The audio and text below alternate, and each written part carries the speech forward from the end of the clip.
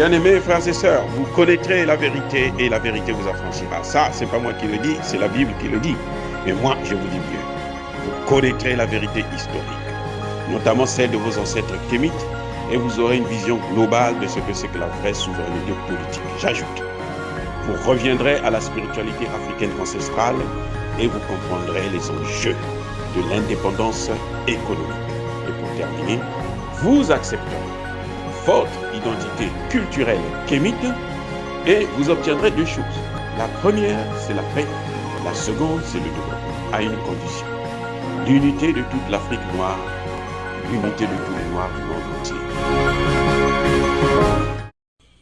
Otep à tous, bienvenue sur la chaîne des panafricanistes, par essence, par conviction et par excellence. Celle des citoyens kémites par nécessité et obligation de combat.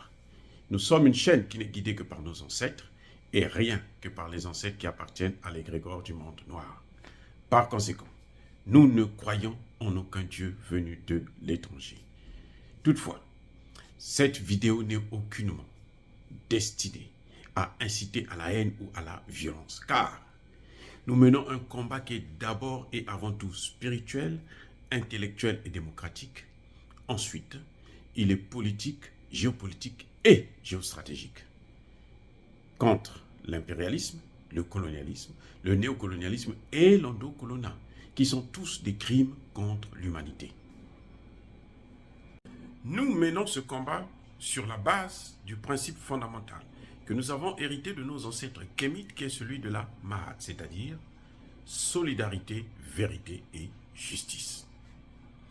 Vous êtes donc en droit de connaître la vérité et nous avons l'obligation de vous dire la vérité, rien que la vérité, afin que justice soit rendue au continent africain. Et ça, c'est notre modeste contribution dans cette noble lutte en faveur de la souveraineté, la dignité, la solidarité et l'unité africaine. Ça, c'est ce que nous appelons le panafricanisme. Bien-aimés frères et sœurs, la mission de la CEDEAO, des présidents de la CEDEAO au Mali, pour aller négocier la libération immédiate et sans condition des 46 mercenaires ivoiriens a échoué. Échec. En congolais, on dit « Babeti Poto ». En fait, ils sont tapés à côté, quoi. Ils sont hors jeu. Eh oui, ils ont reçu une fin de non-recevoir. Non-recevoir. Déjà, ça sentait pas bon. Vous savez, il est très difficile de réussir une mission qui vous est imposée par le haut. J'ai travaillé aux Nations Unies. C'est vrai, vous devez suivre les ordres de votre chef. Quand le chef du bureau régional vous accorde une mission, et vous êtes obligé de suivre ses ordres. Mais lorsque vous arrivez sur le terrain, l'application, la démarche, les méthodes, la façon de parler aux gens, aux autorités locales, notamment parce que j'ai travaillé dans la section des affaires civiles, c'est vous qui devrez savoir comment vous allez aborder telle ou telle autorité. Le chef vous accorde des missions. Et il y a parfois des moments où le chef vous accorde une mission. Il vous dit, bon, organisez par exemple une réunion avec tel ou tel personnage et vous allez parler de tel ou tel sujet. Vous vous rendez compte parfois que la mission que le chef vous donne, votre superviseur, vous demande d'organiser, de faire, elle est impossible. Et oui, il est arrivé des moments comme ça. Mon chef va en vacances, je suis le chef de bureau par intérim, je regarde, je dis, mais attends, ça, je ne peux pas faire ça, c'est pas possible. Je suis obligé d'appeler notre grand chef. Je dis, mais chef, ça va pas là. Ah ben on a demandé à tous les bureaux régionaux de faire ça. Je dis, oui, c'est vrai, mais chef, c'est difficile parce que voilà. Ah, on n'avait pas vu ça avant, ok. La France n'est pas membre de la CEDEAO. Ok. Monsieur Embalo Sissoko n'est pas fonctionnaire. C'est ça aussi, il n'est pas fonctionnaire. C'est un chef d'État. Ou plutôt un chef d'État. Bon. Il organise une mission parce que les Français veulent que ça se passe ainsi, pour aider Ouattara. Puisque derrière Ouattara, en fait, dans cette mission des 46 mercenaires, il y a la France. C'est ça que nous devons comprendre, nous devons savoir. Ouattara n'a aucun, je répète, on a beau critiquer Alassane Ouattara, on a beau l'insulter de tous les noms, Ouattara n'est qu'un exécutant. Eh oui, ce n'est que le commettant.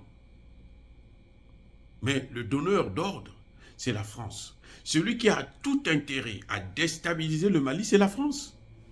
Ce n'est pas Ouattara. Donc, lorsque la France décide, il ne faut pas oublier que Emmanuel Macron ne connaît pas la culture africaine. Il n'est pas africain.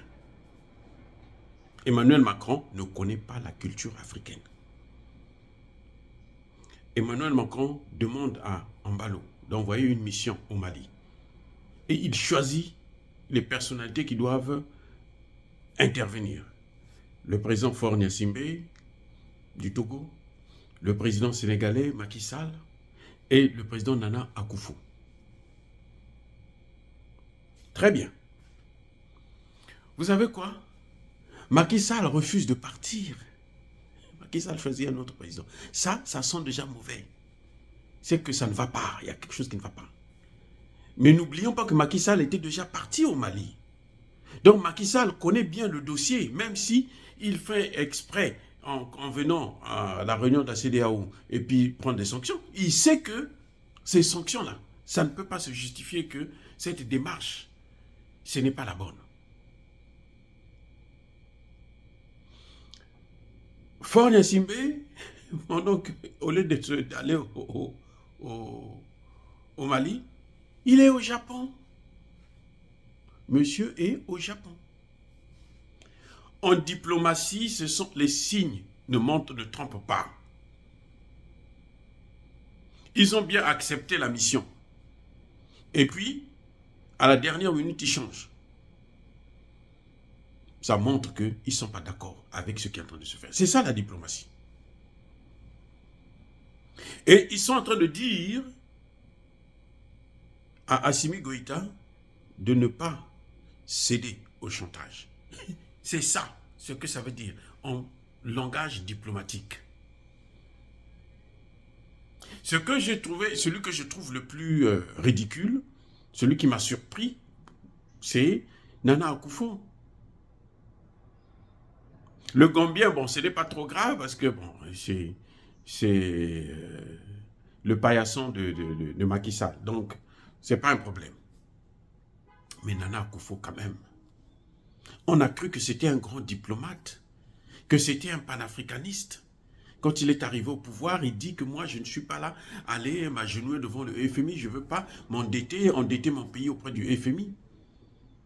On le voit courir après la France pour des miettes, parce qu'on lui promet peut-être, on a dû lui acheter une maison en France, on a dû lui mettre quelques euros dans un compte aux États-Unis ou en Angleterre. Mais c'est quoi ça? Bref, la mission ne pouvait pas réussir, ils ont échoué.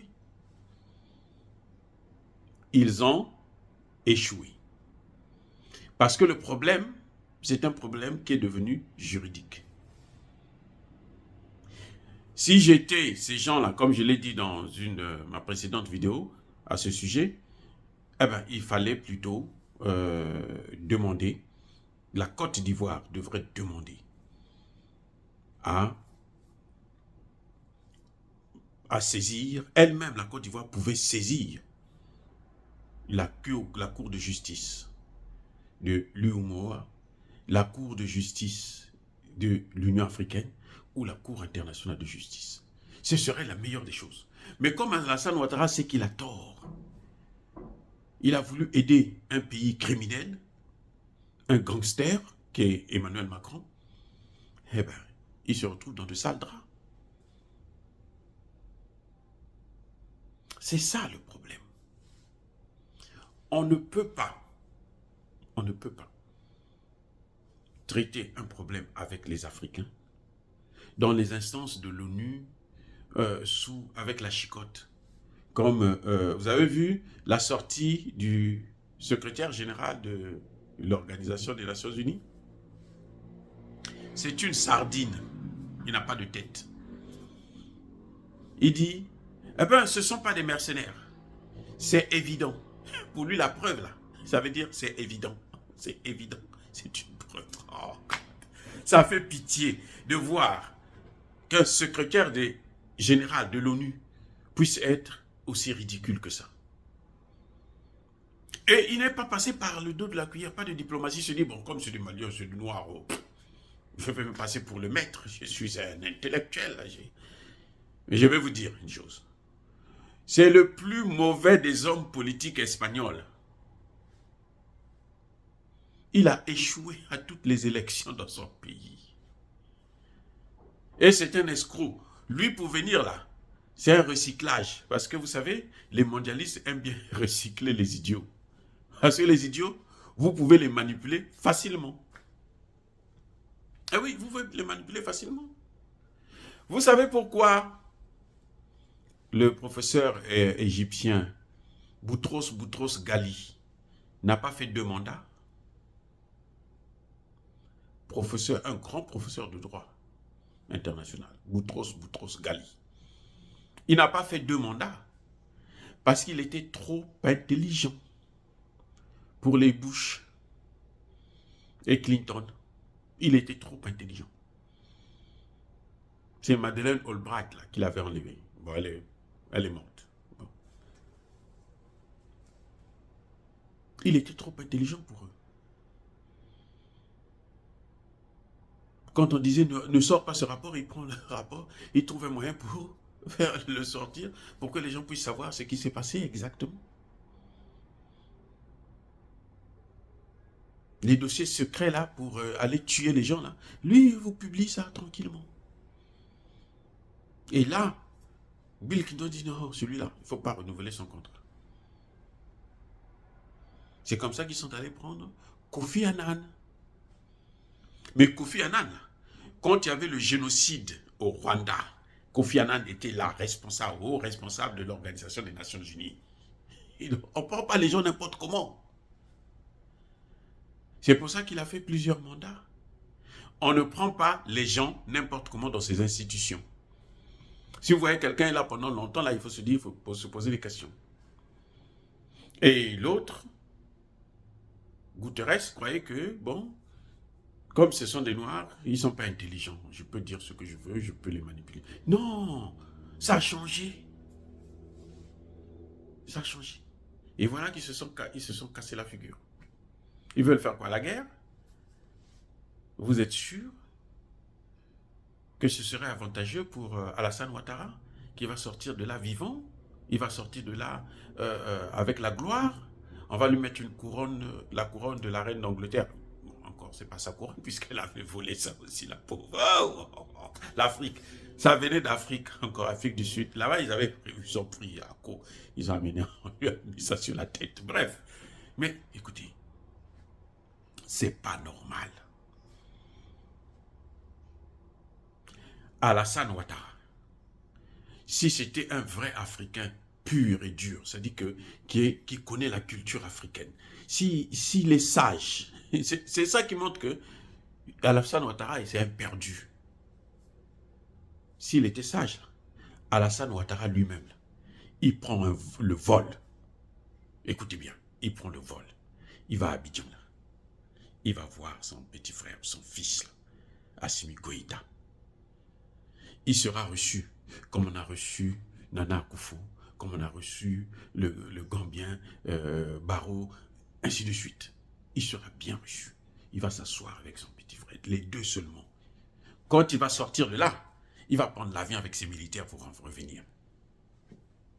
Mais bien entendu, les Français ne peuvent pas accepter ça. Parce que les Français veulent exploiter au maximum cette situation. C'est pour ça que, vous voyez, la France, qu'est-ce qu'elle fait? Elle envoie son ministre de l'Intérieur. Lui aussi, il vient en mission. Mais est-ce que le ministre de l'Intérieur de la France est impliqué dans un dossier comme celui-là? Nous connaissons la hiérarchie ministérielle. Le rôle du ministre de l'Intérieur, c'est quoi? C'est s'occuper de la sécurité dans son pays, pas dans un autre pays, même si c'est un pays occupé. Ce n'est pas le rôle du ministre, c'est le ministre de la Défense, le ministre des Affaires étrangères. Vous voyez à quel point Emmanuel Macron, comme je disais dans une des vidéos, c'est une chance pour l'Afrique parce qu'il nous montre, il est tellement con qu'il nous ouvre les portes pour s'en sortir. C'est parce qu'on a encore beaucoup de préfets, de sous-préfets français là, à peau noire, qui travaillent en Afrique. Sinon, non, c'est le meilleur moment, c'est la meilleure occasion. Le règne d'Emmanuel Macron. Il ne peut pas envoyer son ministre des Affaires étrangères, son ministre de l'économie. Il préfère envoyer le ministre de l'Intérieur. Parce qu'il est venu pour régler qu'à l'intérieur. Pour dire non, s'il y a la guerre entre la Côte d'Ivoire et le Mali, lui va protéger le Mali et la Côte d'Ivoire. Et les Ivoiriens aussi vont écouter ça. Oh, bah dis donc. Mais attendez. Non, heureusement que les Ivoiriens ont montré déjà leur maturité en géopolitique. Heureusement. Sinon, j'allais dire que les Ivoiriens, ce n'est pas des êtres humains. Mais ils ont montré leur maturité en géopolitique avec Gbagbo. Les Ivoiriens ont montré. Ils sont traumatisés aujourd'hui parce qu'on en a tué tellement. Alassane Ouattara, on a tué tellement avec la France de Sarkozy et puis les Nations Unies. Donc, c'est normal que ça traumatise un peu la population. Mais on sait que nos frères et sœurs ivoiriennes, c'est des gens qui sont mûrs. Heureusement. Heureusement. Mais dire cela, c'est inciter à la haine ou à la violence, non. En tout cas, je tenais à vous dire que ils se sont cassés la figure au Mali. Ils ont mordu la terre. Et ils sont repartis le même jour. Ils n'ont pas attendu, ils sont repartis le même jour parce qu'ils ne pouvaient pas. C'était pour 24 heures. Ils n'ont pas passé les 24 heures, ils sont repartis. Et personne n'a voulu faire une déclaration, tellement ils ont eu honte. Eux-mêmes, ils ont eu honte parce qu'on leur a présenté les faits. Voilà ce qui se passe exactement. Ils connaissent la vérité. Il y a des gens qui sont parmi ces mercenaires-là, qui ne sont pas ivoiriens. Et c'est fort probable qu'il y en ait certains qui ont déjà même parlé. Que voilà la mission qu'on nous avait donnée. Ils ont le dossier. Et on leur présente ça maintenant. C'est pour ça qu'entre-temps, Ouattara envoie une mission parallèle. Il a envoyé son ministre. Allez voir un shérif d'une ville malienne pour voir, parce que ce monsieur a de bonnes relations avec Assimi Goïta, pour voir comment il peut faire pour l'aider à récupérer. Parce que le problème, c'est ça, il connaît. Ils connaissent la vérité. Il y a de ces choses-là, que les nanas à Koufo, là, s'ils vous sortent ce qu'ils ont entendu là-bas, avec preuve à l'appui, s'ils vous sortent ça, là, vous allez piquer des crises.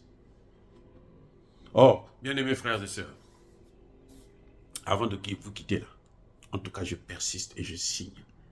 Soyez bénis, encore bénis, plus que bénis, par le Dieu des Kémites. Allez, hein, le Dieu des Kémites.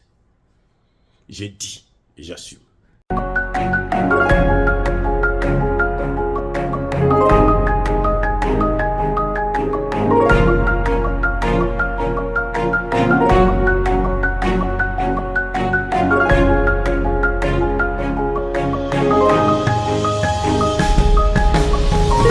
Eux, ils marchent par la foi et non par la vue. Mais moi, je vous conseille vivement de marcher par la connaissance scientifique et historique, notamment celle de nos ancêtres kémites, par les 5 sens et par l'intelligence. Abou Abia.